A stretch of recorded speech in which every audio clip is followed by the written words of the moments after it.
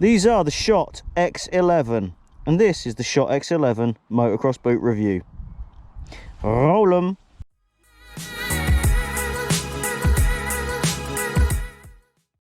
Good morning all, welcome to another video. This video is a little bit different, so let me paint a picture for you. I bought some RST Adventure 2 waterproof boots around December, and they haven't stood up very well. They've only been out probably on average twice a month since then, but the synthetic materials all falling apart. They started ripping already, and on the right boot too, not even on the gear selector one where you'd expect the toe box to go, but yeah, on the other side, which was a surprise. So anyway, I wrote to Sports Bike Shop and they got back to me. They're being collected this week, but in the interim, because of my new pink gear, I bought some new boots. I wanted pink ones to go with my gear and these are the only pink ones I could find. These are the Shot X11, and this is the Shot X11 Motocross boot review. Right, so let me start by saying these are very different. These are a very different beast entirely to my adventure boot. Very different. These things have 4 buckles, so 1, 2, 3, 4 down there. They have a much better velcro doer upper, and they've got an elasticated cuff around the calf, which is nice. The other ones didn't have that. The only problem is they've got, I think they can refer to it as a steel shank in the sole. These things are as stiff as a pubescent teen, let me tell you that. I am walking like I've crapped my pants. They are, this is the first obviously outing I've had in them, first real walk I've had in them as well. And literally I couldn't get my foot underneath the gear selector between here and there, my toes, to change gear. Yeah, so knocking it up from first into second, I couldn't get it in there. To lift my foot up, angle it down and click it back. That said, the second and third ones have been a bit easier. And I am now squatting in them slightly, hoping that they're going to free up. These are not waterproof, obviously. They have a membrane in them, so they're water resistant-ish, but they're not waterproof like the other ones. Whew. But they are stiff. The reason I wanted these as well is because they've got 4 buckles, and I've only got 2 on the RST, and they come loose very, very quickly, which was another complaint and another reason they were heading back. But they come loose very, very easily, and that's really annoying, because when you're on a lane, you might be on that lane for half a mile, up and down ruts and stuff. It's not like you can just pull over, stand your bike up in the middle of a rut and do your boot up. So yeah, hence getting these, and I wanted something a bit stiffer as well. I did not, however, realise just how stiff these would be.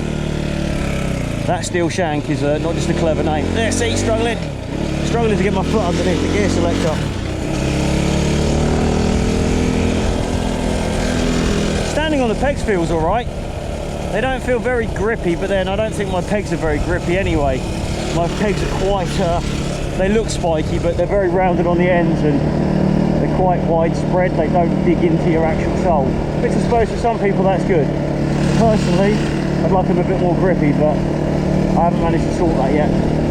Chris, I think it was Chris Horsley, has changed his foot grip, his foot pegs, but the ones I looked up were like 85 quid. I'm not sure I'm prepared to spend 85 quid on a pair of foot pegs. I might just have to grin and bear it at the minute. But stranger things have happened.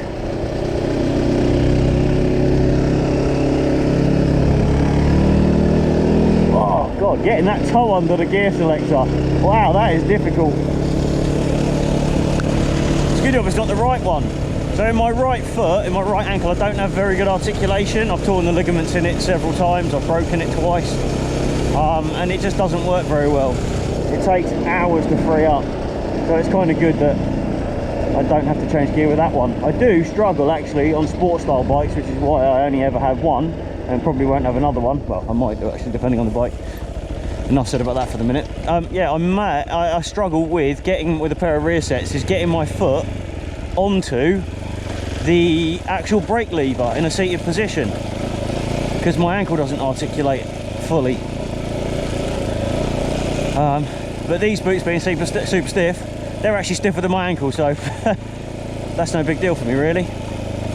I don't know how these are going to handle the, you know, a full-on off-road trip and a full-on laning trip, but I shall update you on that. Woo! Get that back wheel, front wheel up. Yeah, I don't know how they're going to deal with that so much.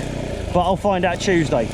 This little mini review is a pre-ride out ride to see how well they go and see breaking them in a little bit. So I am a UK 9 normally. Some things I'm a 10 depending on the brand, but standard fit is about a 9, sometimes a 9.5. In a DeWalt work boot I have 10 minimum. Adidas trainers I'm a 9, some Nikes I'm a 10, flipping Nike Air Huaraches I'm an 11. So you know, there's no consistency between brands, but when you read online at the reviews or the expected size, how does it fit, hello Mr. Hare, how does it fit, you expect them to be true to size. So if it says fits regular size 9, you buy a size 9. If it says comes up tight, you buy a size 10. If it says comes up super tight, you buy a size 11, etc, yada yada yada. So I bought a regular size 9. These are a little bit snug in the toe box, I'm gonna say. Let's go down here and hopefully not die. Jesus, it's hard getting on a brake that doesn't work. Oh God, didn't see the big hole at the bottom. Yeah, wow, that stiff sole is a weird one. There's no feeling on the brake pedal at all. This doesn't have the best rear brake anyway, but it's even more exacerbated. Yeah, pop that front up. Yeah, it's even more exacerbated by the fact that the sole is completely feelless.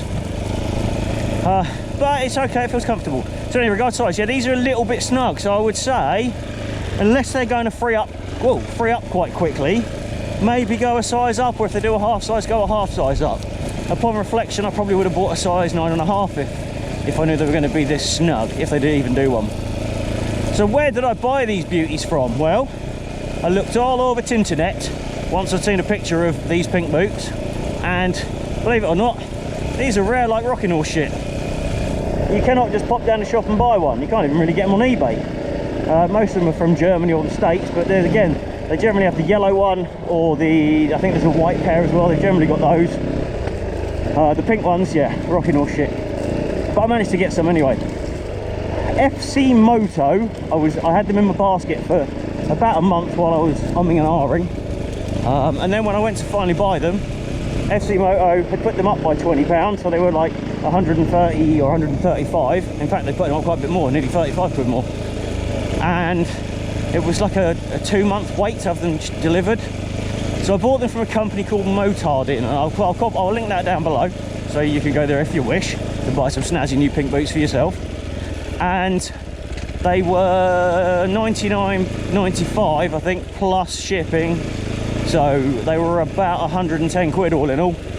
Which, when you consider that my RSTs, which in all honesty, they're a more comfortable boot, if you were going to be doing more road riding for long periods of time, you'd probably be better off with the RSTs. But most of the stuff I've done so far has been off-roading. So I figured a stiffer motocross boot would be better. Or at least a 4-buckle motocross boot, because I wanted the extra buckle. Whoa, what's going on here? Yeah, I wanted the extra buckle. Well, the extra 2 buckles in this case. And the Velcro looked better too. So 110 quid's not bad when you consider that the RSTs were about 180 when I bought them. And they were, I think they were in the sale at Sports Bike Shop, which I do like Sports Bike Shop. Their service is very good. I like Ray over at Sports Bike Shop. He's a very nice, very sound geezer. I'm coming up to the bit where I crashed. Steve, oh Jesus. Okay, so now I get what you guys were saying about riding in long grass not being able to see. I just dropped down a drop there of about half a foot, and it surprised me because I wasn't ready for it.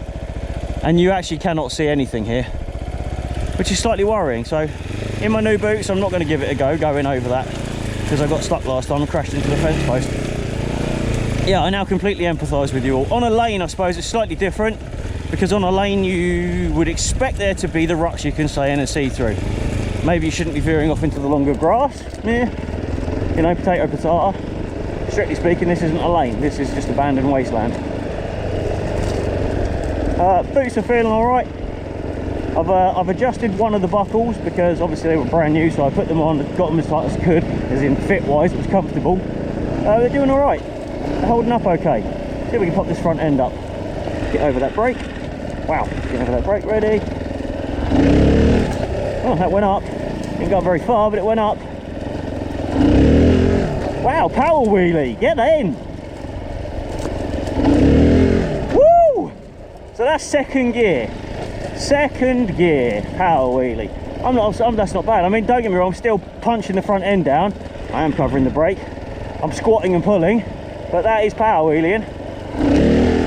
Oh, not what that one so much.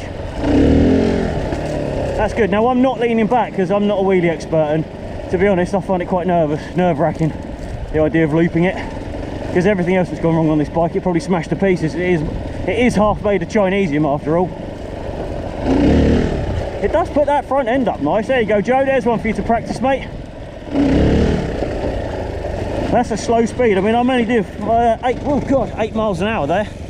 8 miles an hour. Oh no, all right, I'm tired. Shit, man, wheeling's tiring. I've done like 5 and I'm knackered. I may be holding on too tight. But that's different. Okay, so I've talked on Instagram and Facebook about my confidence and my lack of it at the minute. But that there would be contrary to that. Maybe that's the boots. Ready? Ready? Whoa, yeah, that was a good one. Well happy with that one. Oh, I should make another video. Can the Fantic Casa E250 power wheelie in second gear? Simple answer is yes, I bloody can power wheelie in second gear, you know, man. I swear to God, it feels like I've got ABS. The back wheel chatters so much when you jam on that brake. It feels like ABS. Is this second or first? This might be first. Right, let's get on that brake again, which is hard because you can't really feel it. Watch out, Dragonfly. And then we're going to go. No, didn't get it. Didn't push down enough. Or lean back enough. Wow, that's tiring. Okay, so we're going to make, after I've been out for my ride on Tuesday, after I've finished my project in Beeston, which is going to be a god-awful long project, but it's worth a lot of money, so we've got to do it. I'm going to come back over here and I'm going to make a wheelie video. Say what? How to wheelie, because I've just proved that this bike can power wheelie in second gear, and that's me chickening out, as you can hear from the engine note. Right, let's get back on track, shall we? Shot X11 Motocross boots. What we're saying, I really like these actually, for considering how I've only been out in a short while in them. They are hot, I'm sweating already, but then it's 25 degrees-ish out here anyway, so I'd be sweating anyway. Because I'm a light-skinned honky. I'm actually as pink as my clothes. It's like the Emperor's New Clothes. I'm actually not wearing anything. Wow. So this is the hill that I jumped off a little while ago. Oh, it looks higher because of the grass. Wow, yeah, this is sketchy going on this tall grass. Yeah, the Shot X11. Would I recommend these boots? Well, I mean, at the minute, first impressions. Yeah, I'd say so. For 100 quid, you ain't getting a better motocross boot than this at the minute. Or enduro green lane boot, or whatever you want to call it.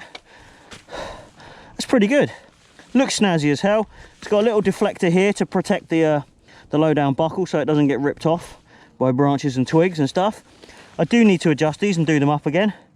They have freed up a little bit. I've got a little bit more bend in my ankle, which is quite nice. I'll get you some side-on shots now, some walk-bys. You know what I mean?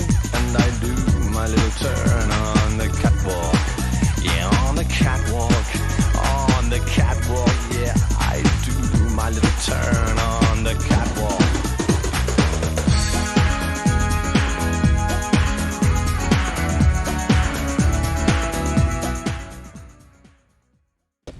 Anyway, thanks for watching.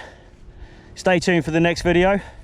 I'm kind of enjoying this this YouTube lark in the sun. It's bloody hot, but it's much better fun than being wet and miserable and cold and freezing and covered in mud and having to scrape 18 feet of mud off your bike all the time. A little bit of dust on there. I lubed the chain. Chain looks like it needs a new attention again. Oh, excuse me. I've just bought a new chain, so there'll be a chain video coming up soon as well. I bought an O-ring. I splashed the cash. I didn't really. I bought a Chinese one. 30 quid for an O-ring chain. 30 quid, it doesn't matter if it lasts long. If it lasts 3 rides or 4 rides, if it gets to 5 or 6 rides, happy days. But for 30 quid, it's worth the risk to find out. The chain on there is a motocross chain. because it's all they had at the time, and I only had 50 quid in my pocket. I didn't have the nearly 100 for the O-ring chain that they were selling down at Danny's Dirt Bikes. So I spent 50, I think it was 54 actually, on that bad boy. That's done about 6 rides now. The chain's okay, it's just, I don't know, the rollers wear out because they're not greased. They're not O-ringed or Z-ringed or X-ringed. Anyway, another video coming up. So, thanks for watching. I'll see you in the next one.